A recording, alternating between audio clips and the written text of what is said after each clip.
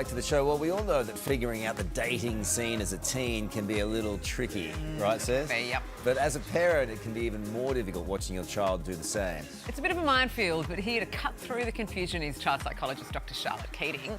Charlotte, good to see you as always. So this is a bit of an awkward topic when it comes to parents and teens talking about relationships, isn't it? Look, it can be.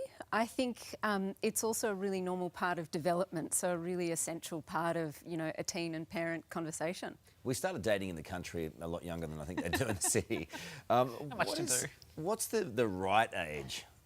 That is such a good question. I think, I'm sure there are parents who would like to think there is a specific age at which they can sort of say, OK, the gates are open now. But I think it really just depends a lot on the child's development, their experience in the particular year group they have at school, what they might be ready for and opportunities that present. So I don't think there's a right age, but it is important for parents to be conscious of where their children are at and what they're interested in exploring. I think often the awkward part comes from the teen not knowing whether they should raise that with their parents. So what, as a parent, can you do to make your child feel more comfortable in that setting? It's a really good question, I think, and it starts really early on. So really the questions are around what is actually a good friendship?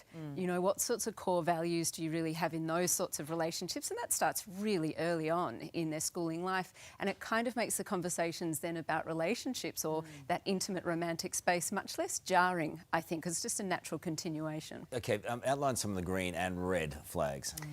Look, I think it's really, really kind of clear or important to convey to your kids that relationships, on the most part, are meant to feel really positive. You're meant to feel good, you're meant to feel supported, you're meant to feel safe. It's just meant to feel like there's two people who are equally interested in communicating and each other's experiences in that relationship.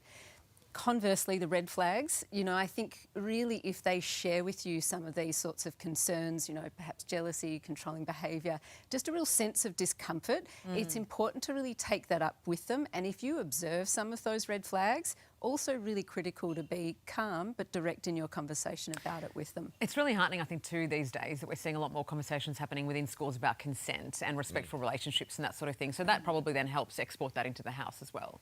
100%. And I think one of the, the real concerns parents do have about their kids is this issue of, are they actually developmentally ready to have these sorts of relationships? And are they actually equipped with the sorts of skills, in terms of consent and really that kind of social maturity to navigate that space? So for parents, really empower yourself with the knowledge to have those conversations with your kids so you can help them have really positive relationships. None of it's easy. Breakups are hard. Yeah, really even how more do you difficult, nurse a broken heart? Oh, breakups can be really brutal, and I think, where young people are concerned, try and treat their breakups as you would an adult relationship, because it's all relative. So I think, if you're wanting to sort of say, oh, cheer up, there's plenty more, fish in the sea, I don't think that will probably be received very well. It's more about validating the pain they might be going through and also being conscious and careful not to villainise the other person in the relationship, because oftentimes there can be important learning experiences to have. And I think with your kids as well, really sort of encourage, don't give them the lessons too soon about their contribution, but really encourage them to do things that make them feel positive, hang out with other people, really sort of boost their self-worth. Yeah. And if you sort of see, worrying sort of symptoms like not engaging socially, not really wanting to go to school, sleep appetite changes that don't shift for about 2 weeks, I think it's a good time to maybe get some short-term counselling. 18 for women's a good time to start dating, isn't it? Your daughter is older than that. Rest assured, you'll be fine. You'll be fine. One of them is, anyway. One of them, that's right. Thanks, Doc. Thank you so much, Charlotte. Well, hey there, Today fans. Sarah and... What's my name again? Oh, my goodness. Carl. Hey, thanks for watching our YouTube channel, though. Subscribe now for more news, special reports and amazing Aussie stories. And Carl misbehaving, Whoa, of course. that never happens. Always happens. What's she talking about? Always happens.